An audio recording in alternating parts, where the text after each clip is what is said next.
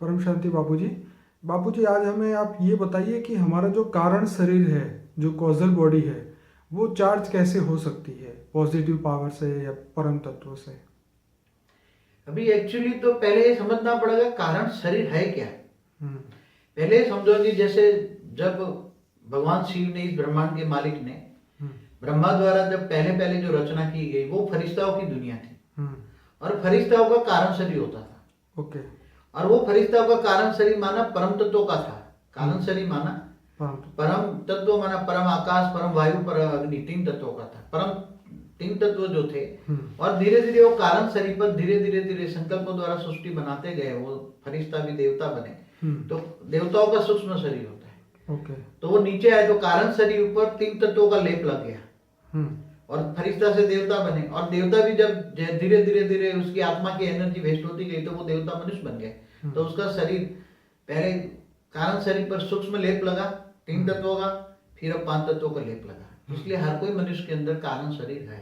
कारण शरीर माना, पर हर इंसान तो पहले देवता नहीं था, या जो फरिश्ता थे इनका ही कर्मों का कारण होता है, सभी का नहीं होता। Okay. जो ऐसे यहाँ धरती पर जो आत्माएं एकदम, जिनकी आत्मा वायु तत्व की है या आकाश तत्व की है, उनका कारण शरीर नहीं होता। सबके कारण शरीर नहीं होता। Okay. जो बहुत ही फरिश्ता स्वरूप में थे तब कर्मों के कारण, जो धीरे धीरे कर्मों के कारण कारण शरीर बनता है, कैजुअल बॉडी बनते हैं। तो उसको चार्ज करना है।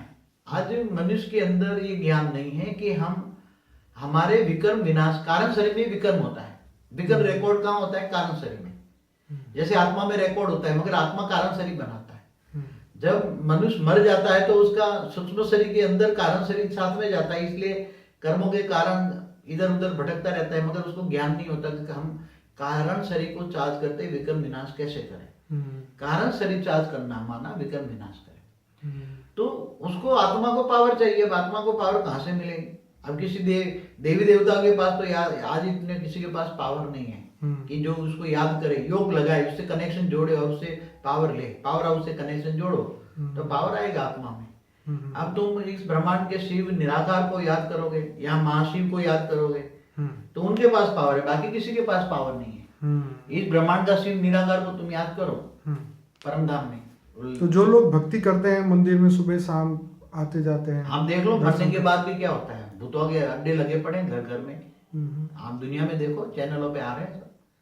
मरने के बाद भूत बन के घर में बैठे रहते तो हैं। मतलब ये है कि योग बल से ही बेहद के परम पिता या महाशिव से अगर शक्ति लिया जाए तो ही आपका कारण शरीर जो है वो चार्ज हो सकता है।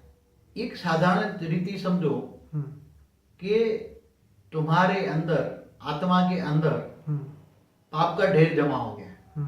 कई जन्मों के, कई बेहिसाब जन्म हुए, बेहिसाब जन्म हुए। अब वो आत्माओं को तुम्हें विकर्म विनाश कैसे करोगे? पाप को जलाओगे कैसे? कारण शरीर में विकर्म विनाश करना है तो आत्मा में पावर चाहिए। अब पावर किसको योग लगाने से होगा? जिसके पास पावर होगा उसको योग लगाओ तो मिलेगा। गीता में भगवान कृष्ण ने कहा, तुम मुझे याद कर तो तेरे सारे विकर्म विनाश करके मैं तुम्हें परम धाम ले जाऊंगा। परम पद को तुम परम पद को पाओगे, मैं परम पद दूंगा तुम्हें। तो परम पद क्या है? तुम्हें परम धाम में ले जाएगा, मन अमर लोक ले जाए, तुम्हें अमर बनाए, जन्म मरण चक्र से छुड़ाएगा। तो ये कारण शरीर चार्ज हो जाता है, तब आत्मा धीरे धीरे कारण जगत में चली जाती है। और कारण जगत परम तत्वों का बना होता है। और वो परम धाम भी निराकारी दुनिया में, वहां निराकार बनती है आत्मा। साकारी से आकारी माना 3 तत्व से कारण शरीर, और कारण शरीर से धीरे धीरे निराकारी बन के परम धाम में चली जाती है। कैवल्य अवस्था होती है, आत्मा के सारे विकर्म विनाश हो जाते हैं। इसलिए आत्मा फिर निराकारी बन जाती है। परम धाम में जाकर आत्मा निराकारी बन जाती है। वही परम पद है निराकार। तो ये ज्ञान और योग से ही पॉसिबल है। मगर प्रैक्टिकल नॉलेज हो। योग माना प्रैक्टिकल कनेक्शन, किससे जोड़ोगे? योग माना कनेक्शन। तुम्हें किससे पावर मिलेगा? वो परम सदगुरु हो तो मिलेंगे। आजकल के जो योग सिखाया जाता है तो उसमें सिर्फ यही दिखाते हैं कि शून्य होकर बैठ जाओ, संकल्प बंद कर दो और जो आ रहा है आने दो, जो जा रहा है जाने दो। तो मतलब ऐसी ऐसी बातें योग में होता है कि मतलब हमें लगता है कि ये रियल तो है नहीं योग। एक्चुअली ये आत्माओं को आज तक परम ज्ञान कोई दे नहीं सकता।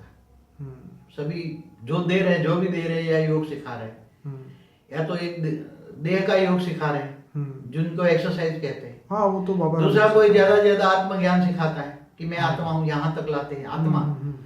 मगर एक्चुअली तुम्हें पावर किससे मिलेगा? वो परमात्मा कौन है, कहाँ रहता है, किससे पावर मिलेगा?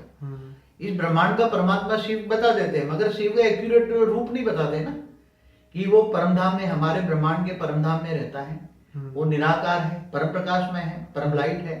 और परम लाइट को तुम याद कैसे करोगे?